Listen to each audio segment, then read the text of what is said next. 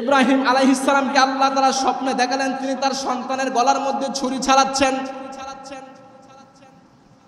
পয়গম্বর ইব্রাহিম আলাইহিস সালাম পর 3 দিন এই স্বপ্নটা দেখলেন। এবার তিনি তার সন্তানের কাছে গেলেন, গিয়ে হাজেরা আলাইহিস সালামকে বললেন, ও হাজেরা, আমরা ওই পাহাড় থেকে লাকড়ি কাটতে যাব, এবার তোমার সন্তানকে একটু তৈরি করে দাও।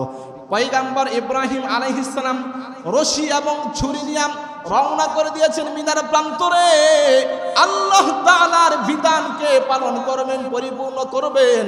এবার শয়তান দেখতেছে এইটাই শেষ পর্যন্ত, এখন যদি আমি তাকে বাধা না দিতে পারি তাহলে আমি তো ব্যর্থ হয়ে যাব।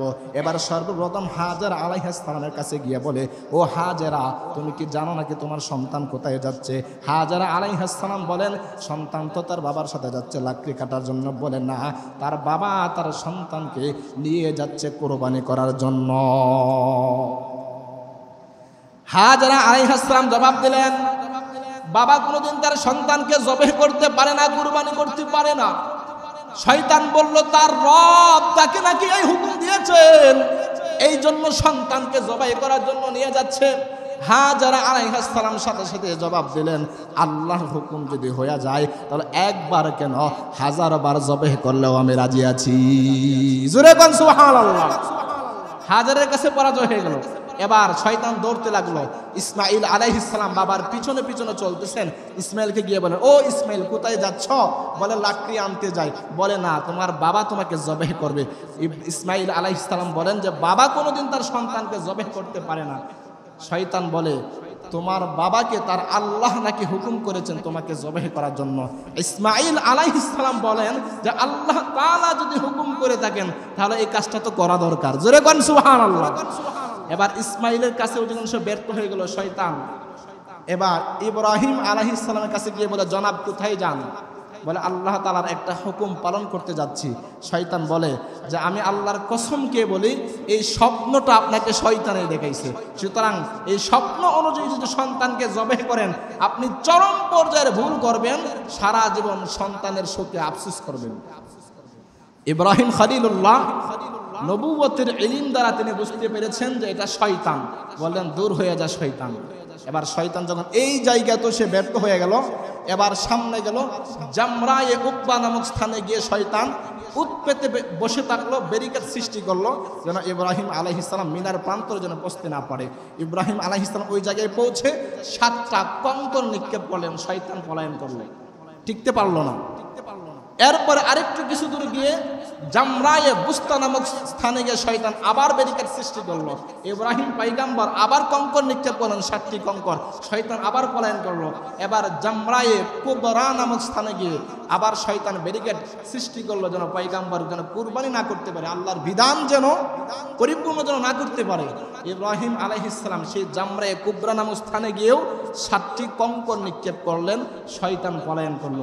এই দৃশ্যটাকে আল্লাহ রাব্বুল আলামিন কিয়ামত পর্যন্ত ধরে রাখার জন্য আমাদের হাজীদের উপর এই বিধানটা দিয়েছেন। যেরকম সুবহানাল্লাহ। এজন্য যারা হজ করতে যান এই জায়গায় কিন্তু কঙ্কর নিক্ষেপ করা লাগে। কি হাজী সাহেব কঙ্কর নিক্ষেপ করেন নাই? আল্লাহ। এবার পয়গম্বর ইব্রাহিম খলিলুল্লাহ মিনার প্রান্তরে পৌঁছে গেলেন, সন্তানকে ডাক দিয়ে বলতেছেন, আল্লাহ তাআলা সুন্দর ভাষায় কোরআনের মধ্যে সূরাতুস সাফফাতের মধ্যে ঘটনার বিবরণ দিয়েছেন। ভাই আল্লাহ তাআলা বলেন, ফালাম্মা বালাগা মাআহুস সায়া, যখন সন্তান তার বাবার সাথে চলাফেরা করার মতো বয়সে উপনীত হলো। ও নবীর উম্মতের দল, এই যে পরীক্ষাটা কত বড় পরীক্ষা ছিল।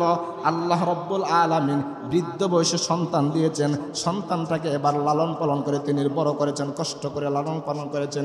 এখন সন্তান যখন বিপদ আপদে বাবার কাজে লাগবে, ওই সময় আল্লাহ বলেন তোমার সন্তানকে কোরবানি করে দাও।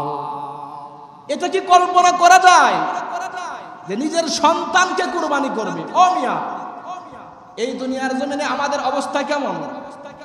আমার সন্তানকে বাঁচানোর জন্য আমার যদি সমস্ত সম্পত্তি দিয়ে দেওয়া লাগে এরপরেও দিতে প্রস্তুত। কোন বান্দা যদি কোটি টাকার মালিক হয় আর তার সন্তানকে বাঁচানোর জন্য যদি কোটি টাকাই খরচ করা লাগে, এরপরেও কোটি টাকা খরচ করে ফেলবে, তার সন্তানের কোনো ক্ষতি হতে দেবে না। কথা বলেন ঠিক কিনা? কারণ মানুষ জীবনে যত সম্পদ উপার্জন করে সব তার সন্তানের জন্যই করে থাকে। কথা বলেন ঠিক কিনা? আর আল্লাহ রাব্বুল আলামিনের পরীক্ষা কত বড়! আল্লাহ বলে, ইব্রাহিম সন্তানকে জবাই করে দাও। ফালাম্মা বালাগা মাআহু সা'য়া, যখন সন্তান তার বাবার সাথে চলাফেরা করার মতো বয়সে উপনীত হইল, তখন আল্লাহ তাআলা বলেন, পয়গম্বর ইব্রাহিম আলাইহিস সালাম বলেন যে তখন তিনি স্বপ্নে দেখতেছেন। ফালাম্মা বালাগা মাআহু সা'য়া, সন্তানকে বললেন, ক্বালা ইয়া বুনাইয়া, ও আমার আদরের কলিজার টুকরা সন্তান, ইন্নী আরা ফিল মানামি আন্নী আযবাহুকা, ও আমার সন্তান, আমি স্বপ্নে দেখি যে তোমাকে জবেহ করছি। ফানজুর মাযা তারা, ও আমার সন্তান, সুতরাং এই ব্যাপারে তোমার কি অভিমত, তুমি তাড়াতাড়ি আমাকে বলে দাও। সন্তান কেমন সন্তান? তিনিও তো একজন ভবিষ্যৎ পয়গম্বর। আমাদের অবস্থা হলে কেমন হতো? সন্তান এই সংবাদ জানতো তার বাবা তাকে জবাই করবে, আগেই বাড়ি থেকে পলায়ন করতো। কথা বলেন ঠিক কিনা? কিন্তু পয়গম্বর, ভবিষ্যৎ পয়গম্বর ইসমাঈল আলাইহিস সালাতু ওয়াস সালাম সাথে সাথে তিনিও জবাব দিয়া দিলেন, ইয়া আবাতি ফাআল মা তুমার, ও আমার আব্বা জান, আপনাকে যে কাজটা করতে বলা হয়েছে, আপনাকে আল্লাহ রব্বুল আলামিন যে আদেশ করেছেন, আপনি সেই কাজটা করে ফেলুন। জোরে কোন সুবহানাল্লাহ। ইয়া আবাতি ফাআল মা তুমার, আপনাকে যে কাজটা করতে বলা হয়েছে আপনি সেই কাজটা সেরে ফেলুন। আর আপনি ভয় করবেন না যে আমি পলায়ন করব, এমনটা ভাববেন না। সাতাজিদুনি ইনশাআল্লাহ, সাতাজিদুনি ইনশাআল্লাহ মিনাস সাবিরিন।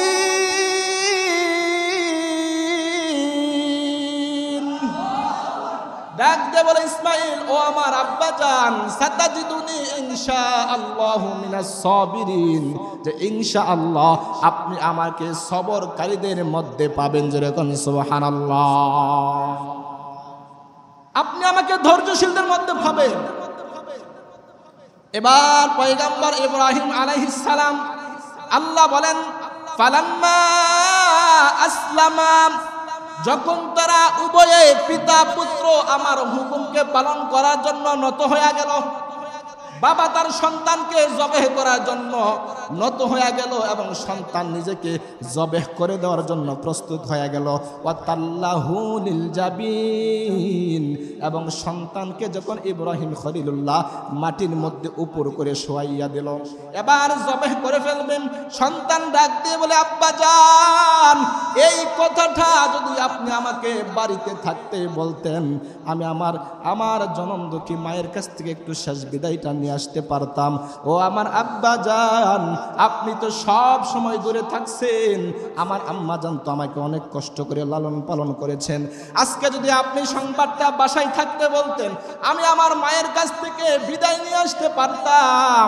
ও আমার বাবা, আপনি যখন আমাকে কুরবানি করে বাড়ি যাবেন, আমার পক্ষ থেকে আমার মাকে সালামটা দিয়া দিবেন। জোরে কোন সুবহানাল্লাহ। আর তিনি তো ভবিষ্যৎ পয়গম্বর, বলেন, বাবা জান, আপনি আমার হাত পাগুলো শক্ত করে বেঁধে নেন, কারণ মৃত্যুর যন্ত্রণা বড় কঠিন যন্ত্রণা। জবে করার সময় আমার হাত পা নড়ে যদি আপনার গায়ের মধ্যে লেগে যায়, আমার বড় বেয়াদবি হয়ে যাবে। এবং আপনার কাপড়গুলো একটু গুটায় নেন, কারণ রক্তের ছিটা যদি আপনার গায়ের মধ্যে লেগে যায়, আমার মা এটা দেখে সহ্য করতে পারবে না। আব্বা জান, আপনি বাড়িতে যাওয়ার সময় আমার জামা একটা নিয়ে যাবেন, আমার মায়ের কাছে দেবেন। ওই জামাটা দেখে হয়তো আমার মা তার মনটাকে একটু শান্ত করতে পারবে। এই কথাগুলো যখন সন্তান তার বাবাকে বলল, ও নবীর উম্মতের দল, একটু চিন্তা করুন না বাবার মনের অবস্থা কেমন হতে পারে। কিন্তু এরপরেও তো অন্তরে আল্লাহর মহব্বত বেশি। এরপরে পয়গম্বর সন্তানের ভালোবাসাটাকে দমিয়ে রেখেছেন। কারণ আল্লাহ তাআলার হুকুম হলো সন্তানকে জবাই করা। ও নবীর উম্মতের দল, পয়গম্বর ইব্রাহিম আলাইহিস সালাম নিজের সন্তানকে জবাই করার জন্য একেবারে প্রস্তুত হয়ে গিয়েছেন। কতটুকু ইখলাস তার অন্তরের মধ্যে ছিল। আর আমরা একটা পশু জবাই করব, এই পশু জবাই করার মধ্যেও আমাদের অন্তরে ইখলাস পাওয়া যায় না। কথা বলেন ঠিক কিনা? আমরা একটা সাধারণ পশু জবাই করব, সন্তান জবাই করা লাগবে না। এই পশুটা জবাই করতে গিয়ে আমাদের অন্তরের নিয়ত ঠিক করতে পারি না। ও নবীর উম্মতের দল, এজন্য অন্তরকে ঠিক করা চাই। কারণ আল্লাহ বলেন লা ইয়ানালাল্লাহু লুহুমুহা ওয়ালা দিমাউহা। ও বান্দা, আল্লাহ তাআলার কাছে তোমার কুরবানির পশুর রক্ত এবং গোশত পৌঁছে না। ওয়ালাকি ইয়ানালুহু তাকওয়া মিনকুম, বরং তোমাদের অন্তরের তাকওয়াটাই একমাত্র আল্লাহ তাআলার কাছে পৌঁছে যায়। জোরে কোন সুবহানাল্লাহ। তুমি কত বড় পশু জবাই করলা, এগুলো আল্লাহ তাআলার দরকার নেই, বরং তোমার অন্তরে তাকওয়া রয়েছে কিনা সেটা দরকার। কারো অন্তর যদি আল্লাহর মহব্বত না থাকে, 10 লক্ষ টাকা দিয়া কুরবানি করলে 1 টাকার সওয়াব হবে না। আর কেউ মাত্র 10,000 টাকা দিয়ে একটা ছাগল কুরবানি করলো, অন্তরে আল্লাহর মহব্বত, সেটাই কবুল হবে। কথা বলেন ঠিক কিনা? এজন্য বান্দা পয়গম্বর ইব্রাহিম আলাইহিস সালাতু ওয়াস সালাম এবার যখন জবাই করে ফেলবেন, আসমানের ফেরেশতারা কান্নাকাটি শুরু করে দিল, আল্লাহ এই বাচ্চাটাকে জবাই করে তার রক্ত দিয়ে তোমার কি দরকার? ও আল্লাহ, এই সন্তানের উপর আল্লাহ তুমি রহম করো। আল্লাহ তাআলা ডাক দিয়ে বলে, জিবরাইল কোথায়, তাড়াতাড়ি যাও, আমার তো রক্তের কোনো প্রয়োজন নাই, আমার তো গোশতের কোনো প্রয়োজন নাই। আমি তো ইসমাইলকে জবাই করবে এটা চাই না, বরং আমি তো ইব্রাহিমের অন্তর চেয়েছি, সেই জবাই করতে সে প্রস্তুত হবে কিনা। আমি যা চেয়েছি তা পেয়ে গেছি, আর দরকার নাই, তাড়াতাড়ি জান্নাত থেকে দুম্বা নিয়ে যাও। হযরত জিবরাইল আলাইহিস সালাম সাথে সাথে চলে আসলেন। তখন জান্নাতি দুম্বা জবাই হয়ে গেল, ইসমাইলকে আর জবাই করা হলো না। তো এখান থেকে হচ্ছে আমাদের কুরবানি। রাসূলের কাছে যখন সাহাবায়ে কেরাম প্রশ্ন করলেন যে মা হাদিহিল আযাহিয়ু ইয়া রাসূলুল্লাহ, আমরা যে কুরবানি করে থাকি ও পয়গম্বর এটা কি? রাসূল বলেছিলেন সুন্নাতু আবিকুম ইব্রাহিম আলাইহিস সালাতু ওয়াস সালাম, এই কুরবানি হচ্ছে তোমাদের জাতির পিতা ইব্রাহিম আলাইহিস সালামের সুন্নাত। এজন্য আমাদের তো আর সন্তান জবাই করা লাগবে না। এজন্য পয়গম্বর ইব্রাহিম আলাইহিস সালাম যে পরিমাণ ইখলাস আল্লাহ তাআলার ভালোবাসা নিয়ে সন্তানকে জবাই করার জন্য প্রস্তুত হয়েছিলেন, আমরাও আমাদের পশুগুলাকে ঠিক তেমনি ভাবে গোশত খাওয়ার নিয়ত না, শুধুমাত্র আল্লাহ তাআলার ভালোবাসায় ইখলাসের সাথে আল্লাহকে সন্তুষ্টি করার জন্য আল্লাহ হুকুম করেছেন, এজন্যই জবাই করব। কে কে প্রস্তুত আছেন? 2 হাত তুলে আল্লাহকে দেখায় দেন। লিল্লাহি তাকবীর। আল্লাহ সকলকে আমল করার মতো তৌফিক দান করুক। জোরে বলি আমিন। কুরবানি করলে কি লাভ? রাসূল সাল্লাল্লাহু আলাইহি ওয়াসাল্লাম বলেন, আল্লাহ রাসূলের কাছে জিজ্ঞেস করলো সাহাবায়ে কেরাম যে মা হাদিহিল আযাহিয়ু, ওগো রাসূল এই কুরবানি আমাদের জন্য এটা কি? রাসূল বললেন যে এটা তোমাদের জাতির পিতা ইব্রাহিম আলাইহিস সালামের সুন্নাত। তারা সাথে সাথে প্রশ্ন করলেন ফামা লানা ফিহা ইয়া রাসূলুল্লাহ, ও পয়গম্বর এই কুরবানি করলে আমাদের কি লাভ? পয়গম্বর বললেন ক্বালা বিকুল্লি শাআরাতিন হাসানা, ও আমার উম্মতের দল, এর প্রত্যেকটা পশমের বিনিময়ে তোমাদেরকে একটি করে নেকি দেওয়া হবে। জোরে কোন সুবহানাল্লাহ। সাহাবায়ে কেরাম প্রশ্ন করলেন ফাসুফু ইয়া রাসূলুল্লাহ, ও পয়গম্বর তাহলে ভেড়া এবং দুম্বার গায়ে তো অধিক পরিমাণে পশম রয়েছে, তাহলে এই ভেড়া এবং দুম্বার ক্ষেত্রে কি হুকুম? পয়গম্বর বললেন ক্বালা বিকুল্লি শাআরাতিন মিনাস সুফি হাসানা, ভেড়া এবং দুম্বার প্রত্যেকটা পশমের বিনিময়েও আল্লাহ তাআলা একটা করে নেকি দিয়া দিবেন। জোরে কোন সুবহানাল্লাহ। পয়গম্বর আরেক হাদিসের মধ্যে বলেন মা আমিলা আদামিয়্যুন মিন আমালিন ইয়াউমান নাহরি মিন ইহরাকিদ দাম, কুরবানির দিনে বান্দা আল্লাহ তাআলার কাছে রক্ত প্রবাহিতকরণ ছাড়া অন্য কোন আমল এত বেশি প্রিয় না।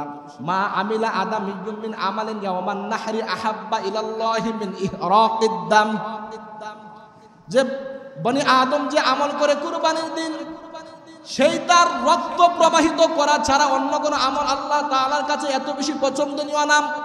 তাহলে কুরবানির দিনে রক্ত প্রবাহিত করণটা হলো আল্লাহ তাআলার কাছে সবচাইতে বেশি প্রিয় আমল, অর্থাৎ কুরবানি করা। কারণ বান্দা যখন ইখলাসের সাথে যখন কুরবানি করে, পয়গম্বর বলেন ওয়া ইন্নাহু লা ইয়াতি ইয়াউমাল কিয়ামাতি বিকুরুনিহা ওয়া আশআরিহা ওয়া আদলাফিহা। বান্দা যখন ইখলাসের সাথে কুরবানি করে, কিয়ামতের ময়দানে ওই কুরবানির পশুটা তার বিকুরুনিহা, তার শিং সহকারে এবং তার পশম সহকারে, ওয়া আশআরিহা, তার পশম সহকারে, ওয়া আদলাফিহা, এবং তার খুর সহকারে আস্ত একটা জানোয়ার কিয়ামতের দিন উপস্থিত হবে এবং ওই পশুটাকে তার মিজানের পাল্লায় ওজন করা হবে। জোরে বলেন সুবহানাল্লাহ। পয়গম্বর বলেন ওয়া ইন্নাদ দামালা ইয়াকাউ মিনাল্লাহি বিমাকানিন ক্বাবলা আন ইয়াকা বিল আরদি ফাতিবু বিহা নাফসাম। বান্দা যখন আল্লাহর মহব্বতে কুরবানি করে, ওই কুরবানির পশু জবাই করার সময় তার রক্তটা মাটিতে পড়ার আগে আগে আল্লাহর দরবারে কবুল হয়ে যায়। জোরে কোন সুবহানাল্লাহ। রাসূল বলেন ফাতিবু বিহা নাফসা। সুতরাং এগুলোর দিকে তাকিয়ে তোমরা আনন্দের সাথে কুরবানি করো। এজন্য এবার কুরবানি এটা কার উপর ওয়াজিব? কুরবানির কিছু মাসআলা মাসাইল আমাদের জানা দরকার। কুরবানি সুস্থ মস্তিষ্ক সম্পন্ন বালেগ ব্যক্তির উপর যখন সে কুরবানির দিনগুলোতে, কুরবানির দিন হচ্ছে 3 দিন, কয় দিন? 10, 11, 12 জিলহজ। 10 তারিখের ফজর থেকে শুরু করে 12 তারিখের সূর্যাস্তের আগ পর্যন্ত এই 3 দিন যদি কেউ সাহেবে নিসাব হয়, নিসাব পরিমাণ সম্পদের মালিক হয়, তাহলে ওই ব্যক্তির উপর কুরবানি করা ওয়াজিব। এখন সাহেবে নিসাব বা নিসাব পরিমাণ সম্পদ কি? কেউ যদি তার প্রয়োজনীয় জিনিস ছাড়া এবং ঋণ ছাড়া 52.5 তোলা রূপার মালিক হয়, অথবা 7.5 তোলা স্বর্ণের মালিক হয়, অথবা কিছু স্বর্ণ কিছু রূপা, এই দুইটা মিলে যদি 52.5 তোলা রূপার মূল্যের সম পরিমাণ হয়ে যায়, তাহলে ওই ব্যক্তির উপর কুরবানি করা ওয়াজিব। অর্থাৎ বর্তমান বাজার মূল্যে কেউ যদি 55,000 টাকার মালিক হয়ে যায়, কিছু টাকা আছে, কিছু স্বর্ণ আছে, কিছু রূপা আছে, অথবা স্বর্ণও নাই রূপাও নাই, তার ব্যবসায়িক কিছু পণ্য আছে, যে পণ্যগুলোর মূল্য 55,000-এর চাইতে বেশি, তাহলে ওই ব্যক্তির উপর কুরবানি করা ওয়াজিব। তার প্রয়োজনের অতিরিক্ত জিনিস বলতে কি? তার নিজের বাসস্থান ছাড়া যদি অতিরিক্ত কোনো ঘর থাকে, যে ঘরটা তার কোনো কাজে লাগে না, তার থাকার কোনো প্রয়োজন হয় না, তাহলে ওই ঘরটাও নেশাবের মধ্যে মানে যুক্ত হবে। জমি আছে, তার খোরাকির প্রয়োজন হয় না, ও এমন জমিটাও নেশাবের মধ্যে অন্তর্ভুক্ত হবে। ওই জমির মূল্য নির্ধারণ করে ওই ব্যক্তির উপর কুরবানি ওয়াজিব হয়ে যাবে। এই হিসাবে সমাজের অধিকাংশ মানুষের উপর কুরবানি করা ওয়াজিব।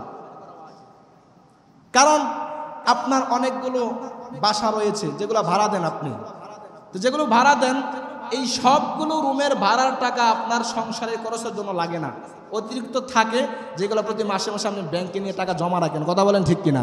তাহলে আপনার নিজের চলতে গিয়ে যা প্রয়োজন এইগুলো বাদ দিয়ে যদি অতিরিক্ত জমি থাকে, অতিরিক্ত ঘর থাকে, তাহলে বা অতিরিক্ত অন্য কোনো আসবাবপত্র থাকে যেগুলো আপনার কোনো প্রয়োজন হয় না, তাহলে এইগুলো হিসাব করে দেখতে হবে এগুলোর মূল্য কত টাকা। যদি 55,000 টাকার চেয়ে বেশি হয়ে যায় বা 55,000 টাকা হয়ে যায়, তাহলে আপনার উপর কুরবানি করা ওয়াজিব। এখন একটি গুরুত্বপূর্ণ মাসালা, সেটা হচ্ছে 51ভুক্ত পরিবারের মধ্যে যদি কয়েকজন উপার্জনকারী হয়, অনেকেই কথার কথা একটা ফ্যামিলিতে 3 জন ব্যক্তি উপার্জন করে এবং প্রত্যেকের আলাদা আলাদা টাকা থাকে, তাহলে ওই ফ্যামিলি থেকে শুধুমাত্র পরিবারের প্রধান কুরবানি করলে সকলের পক্ষ থেকে আদায় হবে নাকি সকলের কুরবানি আদায় করা লাগবে? এটা মাসালা হচ্ছে, সবাই যদি সাহেবে নিসাব হয়, ফ্যামিলির মধ্যে সদস্য সংখ্যা 4 জন, এর মধ্যে 3 জনেই প্রত্যেকেই রুজি রোজগার করে এবং প্রত্যেকের আলাদা আলাদা টাকা থাকে, তাহলে প্রত্যেকের উপরে এই টাকাটা যদি নেশাব পরিমাণ হয়ে যায়, অর্থাৎ 55,000 টাকা হয়ে যায়, তাহলে প্রত্যেকের উপরেই কুরবানি করা ওয়াজিব। শুধুমাত্র পরিবারের প্রধানের পক্ষ থেকে একটা কুরবানি করলে হবে না। হ্যাঁ, পরিবারের প্রধান বা পিতা যেই হোক, তিনি যদি সকলের পক্ষ থেকে কুরবানি করেন, মানে সদস্য সংখ্যা 3 জন, মানে 3 জনের উপরে কুরবানি ওয়াজিব, তিনি 3টা কুরবানি করলেন, তাহলে বাকিদের পক্ষ থেকে আদায় হয়ে যাবে। বুঝে আসছে মাসআলাটা? আপনি একটা গরু কিনে আনলেন, হ্যাঁ একটা গরুই আপনারা কোরবানি করেন, তো ওই গরুর ক্ষেত্রে যাদের উপর কোরবানি ওয়াজিব হয়েছে আপনার 3 সন্তান, ওই 3 সন্তানের নাম দিয়ে দিবেন। আর যদি নাম না দেওয়া হয় তাহলে তাদের উপর যে ওয়াজিব ছিল এই ওয়াজিবটা থেকে গেল। আল্লাহ, কোন কোন পশু দ্বারা কোরবানি করা যায়? 6 প্রকার পশু দ্বারা কোরবানি করা হয়ে থাকে। এটা হলো গরু, মহিষ, উট, ভেড়া, ছাগল, দুম্বা। এই পশুগুলো ছাড়া অন্য কোনো পশু দ্বারা কোরবানি করা যায় না। যেমন হরিণ দ্বারা কেউ কোরবানি যদি করতে চায় সেটা হবে না, বন্য কোনো পশু দ্বারা কোরবানি হবে না। এই পশুর ক্ষেত্রে বয়স হচ্ছে, আমরা বাজারে গিয়ে পশু কেনার ক্ষেত্রে আমরা দাঁত দেখি যে দাঁত ভাঙছে কিনা। না, দাঁত দেখা এটা আবশ্যকীয় নয়। আপনার জন্য আবশ্যক হচ্ছে ওই পশুর মালিকের কাছে, বিক্রেতার কাছে আপনি জিজ্ঞাসা করবেন যে পশুর বয়স কত। কারণ উটের ক্ষেত্রে কমপক্ষে 5 বছর হওয়া শর্ত, গরু এবং মহিষের ক্ষেত্রে কমপক্ষে 2 বছর হওয়াই লাগবে। এবার দাঁত ভাঙুক আর না ভাঙুক কমপক্ষে 2 বছর হওয়াই লাগবে। আর বেড়া, ছাগল, দুম্বার ক্ষেত্রে 1 বছর হওয়া লাগবে। বেড়া এবং দুম্বা যদি 1 বছরের চেয়ে কম হয়, মোটা তাজায় 1 বছরের মতো দেখা যায়, তাহলে ওই পশুটা দ্বারা কোরবানি করা জায়েজ। আর ছাগল যতই মোটা তাজা হোক না কেন, 1 বছরের চাইতে 1 দিন কম হলেও ওই ছাগল দ্বারা কোরবানি করা না জায়েজ, মানে কোরবানি হবে না। শরীকের ক্ষেত্রে একটা মাসালা বলি, বেড়া, ছাগল, দুম্বা এগুলা যত দামি হোক না কেন, 1 লক্ষ টাকা দিয়েও যদি আপনি একটা ছাগল কিনেন, এটার মধ্যে একাধিক ব্যক্তি মিলে কোরবানি করতে পারবেন না, একজন ব্যক্তি এর মধ্যে শরিক হওয়া যাবে। আর গরু, মহিষের ক্ষেত্রে 7 জন শরিক হওয়া চাই। 7 জন যদি শরিক হয় তাহলে প্রত্যেকের অংশ সমান হওয়া লাগবে। এমন হওয়া যাবে না একজনের অংশ দেড় হলো আর একজনের আধা অংশ, তাহলে কারো কোরবানি হবে না। আর গরুতে 7 জন 7টা শরিকের চাইতেও কম শরিকে কোরবানি করা যায়, যেমন 4 জন, 5 জন, 6 জন, 3 জন, 2 জন এভাবে কোরবানি করা যায়। বাকি শরিকের ক্ষেত্রে খেয়াল রাখা যায় যে আপনি কার সাথে শরিক হচ্ছেন বা কাকে শরিক বানাচ্ছেন। ওই ব্যক্তিকে শরিক করলেন যার টাকার অধিকাংশ, মানে বেশিরভাগ সম্পদটা হচ্ছে তার হারাম, তাহলে ওই ব্যক্তিকে শরিক করলে আর যতজন শরিক থাকবে কারো কোরবানি হবে না। এবং এমন যদি নিয়ত থাকে, 7 ব্যক্তির মধ্যে 1 ব্যক্তির যদি নিয়ত থাকে গোশত খাওয়ার, আল্লাহ তাআলার বিধান মানার যদি এবং আল্লাহকে সন্তুষ্ট করার যদি ইচ্ছা না থাকে, তার ইচ্ছা হলো সে গোশত খাবে, তাহলে ওই ব্যক্তি থাকার কারণে বাকি সবার কোরবানি নষ্ট হয়ে যাবে।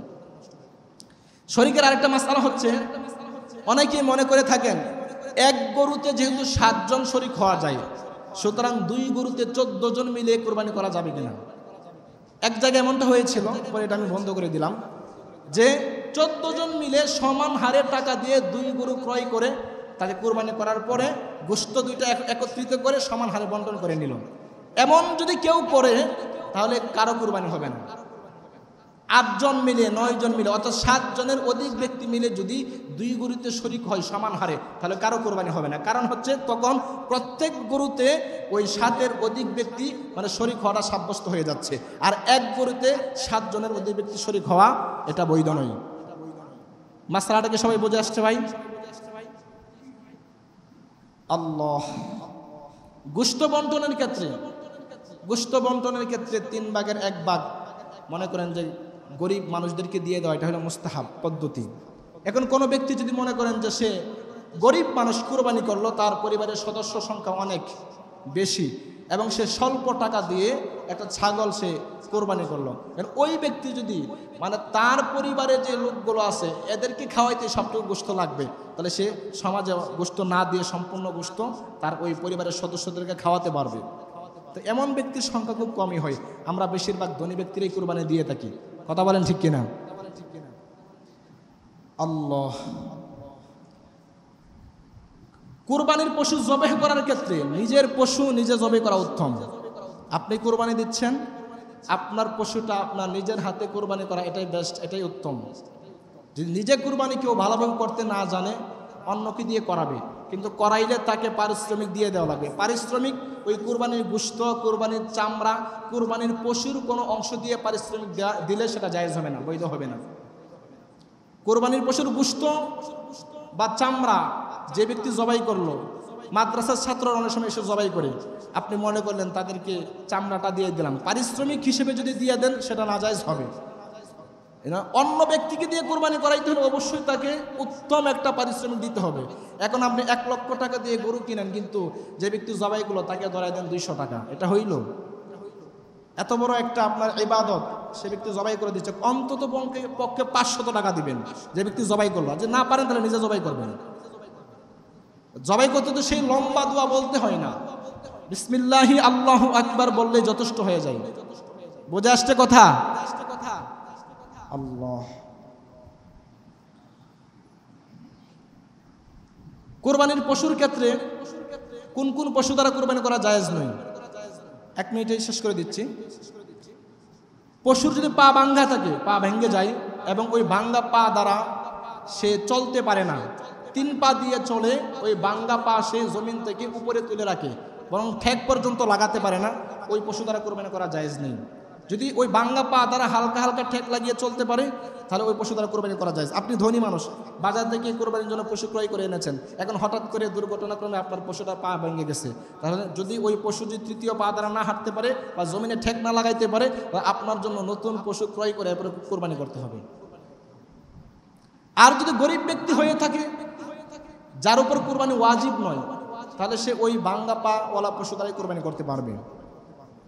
পশু যদি এমন, আপনি আপনার বাসায় পশু লালন পালন করতেছেন, এখন পশুটা বয়স্ক হয়ে গেছে এবং সে দুর্বল হয়ে গেছে, এমন দুর্বল যে উঠে দাঁড়াতে পারে না, চলতেও পারে না, জবেহের স্থান পর্যন্ত সে হেঁটে যেতে পারে না, ওই পশু দ্বারা কোরবানি করলে কোরবানি হবে না। পশুর যদি জন্মগতভাবেই শিং না থাকে, ওই পশু দ্বারা কোরবানি করা জায়েজ। আর যদি শিং যদি ভেঙে যায়, অর্ধেকটা ভেঙে গেল, ওই পশু দ্বারাও কোরবানি করা যায়। তবে শিং যদি একেবারে গোড়া থেকে ভেঙে যায়, যার ফলে মস্তিষ্কের মধ্যে একটা আঘাত আসে, তাহলে ওই পশু দ্বারা কোরবানি করা জায়েজ হবে না। জন্ম থেকে যদি কোনো পশুর কান না থাকে, তাহলে ওই পশু দ্বারা কোরবানি করা জায়েজ নেই। অথবা অর্ধেকটা কান কাটা বা অর্ধেকের বেশি কান কাটা, ওই পশু দ্বারা কোরবানি করা জায়েজ নেই। তবে যদি কান ছোট হয়, একেবারে ছোট থাকে জন্মগতভাবে, ওই পশু দ্বারা কোরবানি করা জায়েজ। আর একেবারে যদি কোনো পশুর দাঁত না থাকে বা অধিকাংশ দাঁত পড়ে গেছে, ওই পশু দ্বারাও কোরবানি করা জায়েজ হবে না। আল্লাহ তাআলা আমাদেরকে বুঝার এবং আমল করার মতো তৌফিক দান করুক, আমিন।